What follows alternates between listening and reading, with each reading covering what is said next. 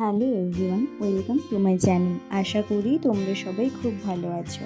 আজ আমি বলবো একটা ছোট্টখাটো এবং সিম্পল পিকনিকে আমি সারাদিন কী কী খেয়েছি। এই পিকনিকটা হঠাৎ করেই আগের দিন রাত্রে প্ল্যান হলো যে পরের দিন সকালে আমরা খাওয়া দাওয়া করবো।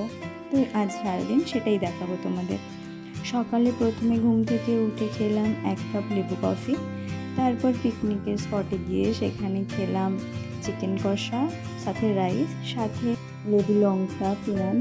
তারপর নিয়ম মতন পড়তে গেলাম লাইব্রেরিতে। তো সেখানে পড়ার ফাঁকে আমি মাঝে খেলাম ওআরএস জল, 1 লিটার জলে ওআরএস মিশিয়ে খেলাম, কারণ এটা আমাকে খেতেই হয়, না হলে আমার প্রেশার খুব লো লাগে। তারপর টিফিন টাইমে আবার বন্ধুর সাথে এই একটা টিফিনে দুজনে শেয়ার করে খেয়েছিলাম মুড়ি আর চিকেন কষা। তারপর রাত্রে আমি মেসে ফিরে এসে 1 গ্লাস গ্লুকন্ডি জল খেয়েছিলাম। তারপর আবার রাত্রে প্ল্যান আমাদের একসাথেই ছিল। রাত্রে খেয়েছিলাম রুটি আর চিকেন কষা। আমি 2 থেকে 2.5 পিসের মতন খেয়েছিলাম।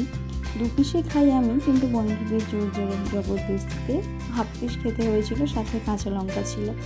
তারপর শেষে ছিল একটা করে লাড্ডু। এই হলো আমাদের পিকনিকের ছোটোখাটো এবং সিম্পল খাওয়া দাওয়া। সিম্পল হোক, কিন্তু একসাথে বন্ধুদের সাথে মিলে খেতে খুব ভালোই লাগে।